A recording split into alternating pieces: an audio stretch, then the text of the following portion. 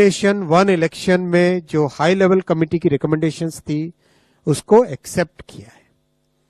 High level committee recommendations on one nation one election, on simultaneous elections, that those recommendations have been accepted today by the union cabinet.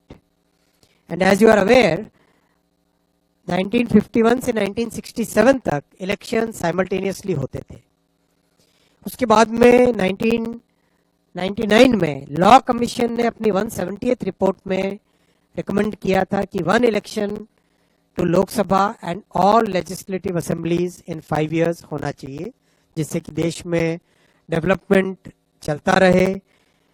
जो बहुत सारा खर्चा होता है elections के कारण वो न हो, बहुत सारा लॉ एंड ऑर्डर और क्रिमिनल जस्टिस सिस्टम जो बाधित हो जाता है, because policeman are totally deployed in maintaining the election law and order, वो सब जो बड़ा एक बहुत बड़ा एक डिसरप्शन रहता है वो ना हो।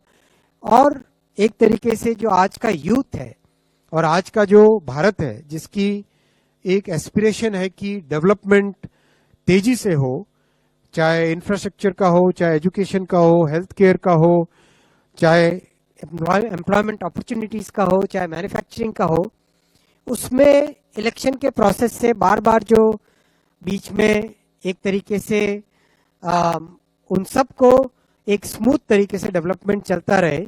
और इस पॉइंट ऑफ व्यू से बार बार ये रिकमेंडेशन, ये सजेशन देश में जगह जगह से अलग अलग फोरम से आया है। पार्लियामेंट्री कमेटी ने भी 2015 में अपनी 79th रिपोर्ट में कहा था गवर्नमेंट को कि suggest methods for simultaneous elections in 2 phases।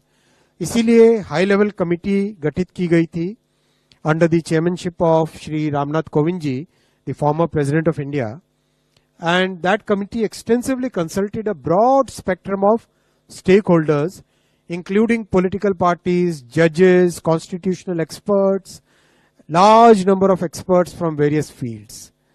इन सब के extensive consultation के बाद में एक रिपोर्ट सबमिट की थी। वो रिपोर्ट आपको ऑनलाइन अवेलेबल है, ये वेबसाइट आपके सामने रखा हुआ है और आप यहाँ से ऑफिशियल वेबसाइट से डाउनलोड करना। साइबर